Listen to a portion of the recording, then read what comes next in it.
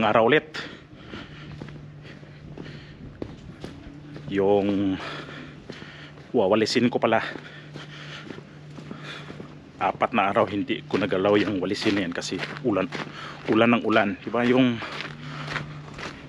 huli ko ulit na vlog, nabanggit ko yon na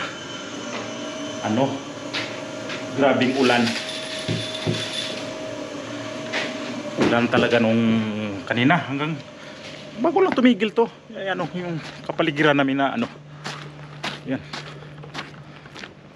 Tapos ito yung walis ko. Alam niyo anong mayroon? Saan galing to? Galing to sa Palmira. Ayun yung Palmira na yan. Sa may na yun. Yung mga bulaklak niya to. Ginawa kong walis para pangwalis ko sa mga dahon dito. Ito Palmira to, di ba? Ayan. Yung magiging bulaklak niya gaya doon dito. Ito yung ginawa kong ginawa kong pananggal ng dahon. Kasi yung dahon dito, ang daming dahon. 4 na araw nga to dito ng walis kasi sunod ng ulan. Ito yung mga dahon na nagkalat dito. Ito yung halaman na nagkalat ng dahon. Ayan ayan siya. Ayan. Sa may gilid dyan. Ang dumitingnan. Mayroong amo kami darating ngayong gabi. Nakakaya naman ito pag madatnan niya ganitong purmang rest house nila. Tapos may nakatira dito, parang di tinitingnan. Ang gagawin ko ngayon, walisin ko muna to. Ang dami. Ayan Ayan. Sa may gilid na yan. Sa may mga pinakagilid yan meron. Ayan. Tapos meron pa dyan sa may taas. Ayan yung mga dahon ng mga halaman na to. Ayan. Yung iba kasing halaman ngayon lang naglaglag ng dahon. Kung kailan tapos na yung utom, ngayon lang sila naglaglag ng dahon. Hindi ko naintindihan Ito yan siya. Palit ng dahon, ito yan siya Yung gagaya doon sa kabila. Hangin pa. Ayan. Ito siya. Alam niyo yung halaman na to, hindi to siya pang pang sa atin talaga yan yung ang tawag nila ay pang tropical. Tropical naman din sa atin dito. Dito tawag nila tropical. Walisin ko muna to para malinis to dito tingnan.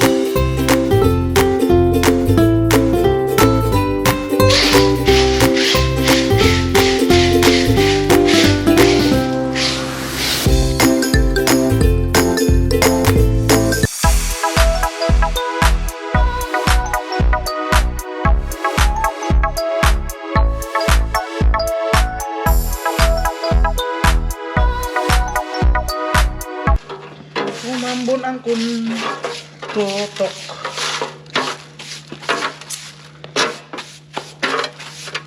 Start na naman yung ulan, no? Ayan. Tapos duno. Kakatapusin ko ito hanggang di babasa kasi mahirap pagkabasa to siya walisin kasi didikit sa simento. Bilisan ko to. Kala ko din na ulan kasi umaraw na kaunti kanina eh.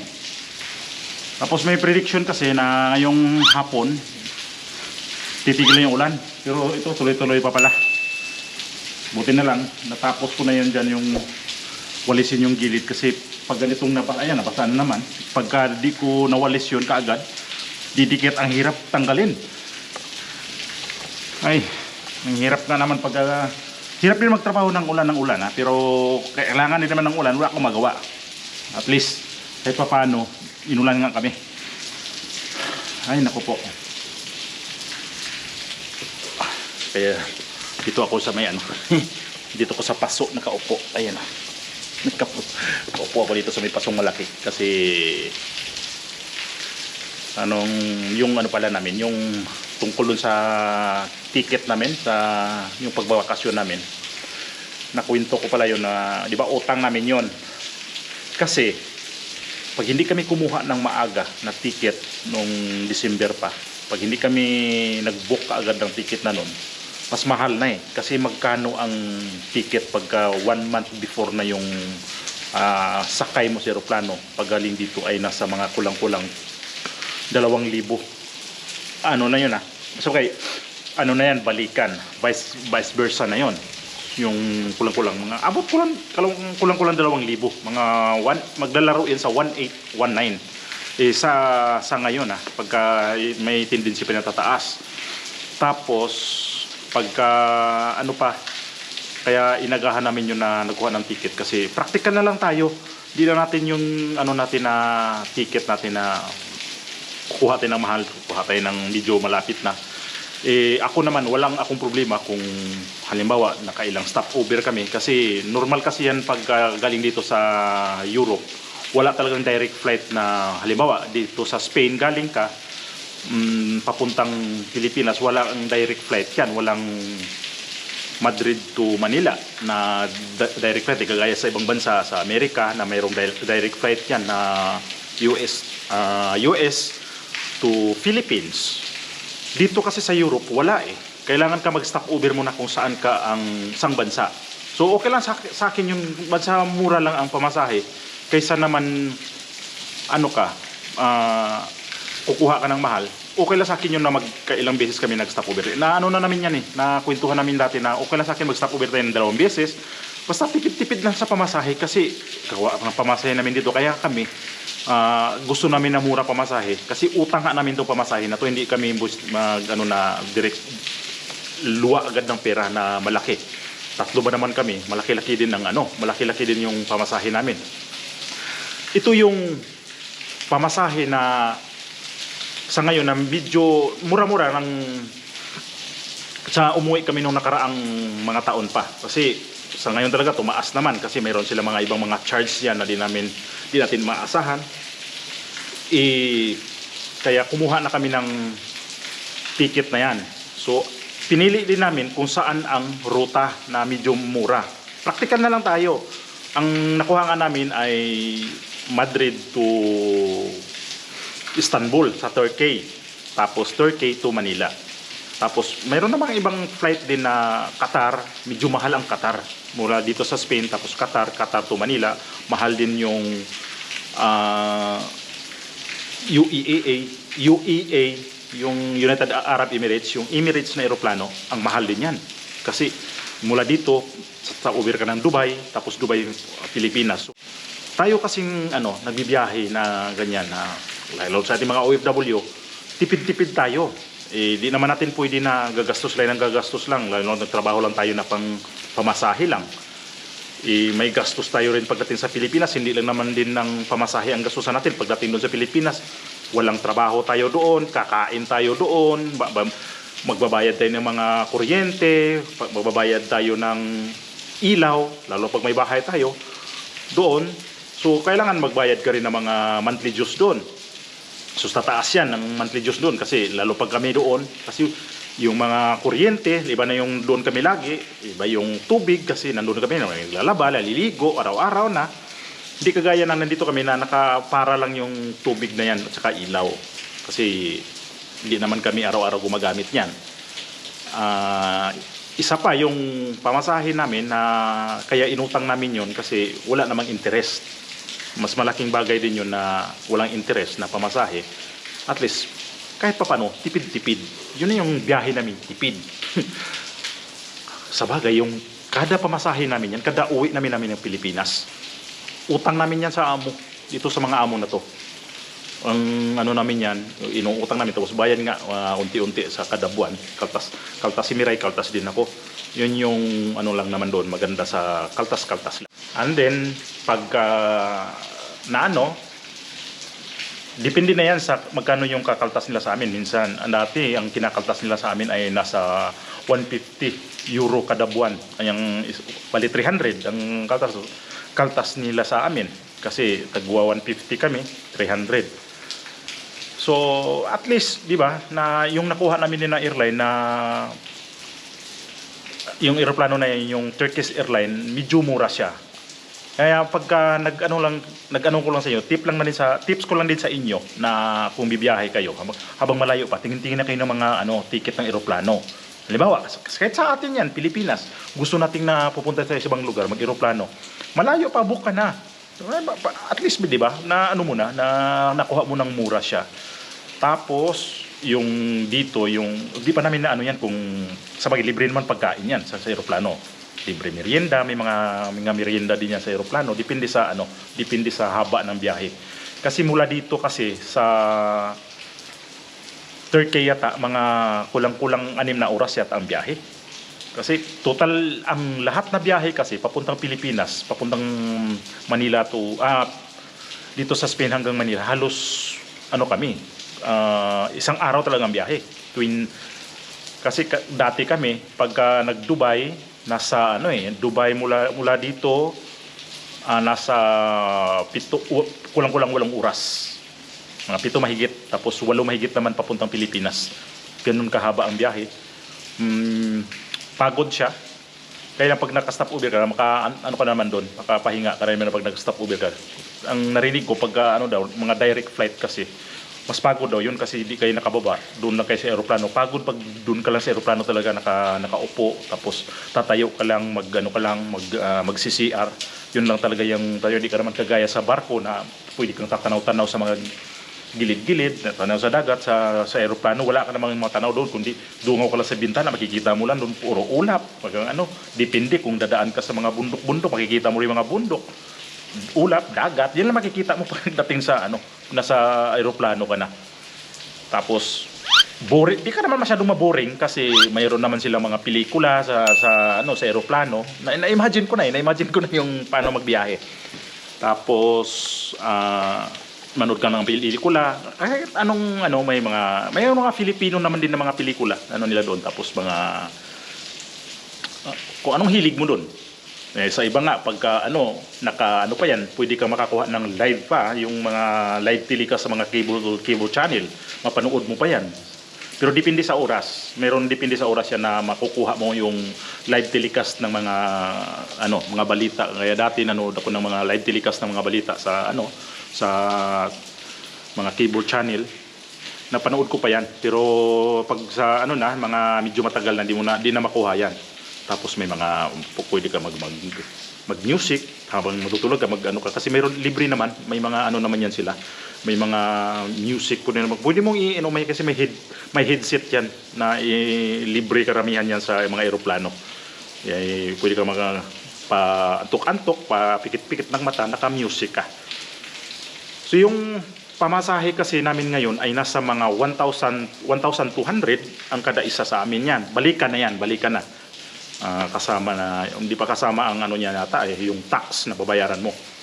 Tapos kada isa kulang-kulang mga 1,200, tapos i-times mo sa 3, yun yung kalalabasan dun na yun yung inutang namin na balik.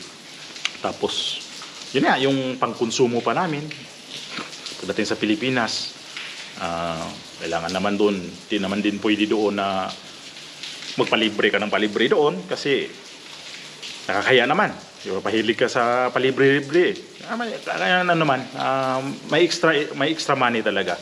Tsaka yung biyahe natin, kailangan minsan iano natin sa practical kasi pagka parang sabihin ka na mayaman ka, halimbawa, nasa ano ka, doon ka sa first class na mga upuan, parang kung may pera ka na lang doon ka kasi relax talaga na biyahe yun habang ano ka pwede ka nakahiga. Pag sa ordinary lang kasi sa may economy ka, upo ka lang talaga, pwedeng kunting tumba sa upuan, ganun lang. Tapos di kagaya sa doon ka sa first class talaga sa business na talagang may mga flight stewardess doon, mga flight attendant na nagano sa'yo, nagsiserve, may mga parang waiter at saka waitress, ganun ka differential lang yan sa dalawa, yung economy at saka sa business. Pero wala tayong mga pera, doon na lang tayo sa economy. Okay naman sa economy. Sa pagkain nila, okay naman. Sa treatment nila, okay naman din.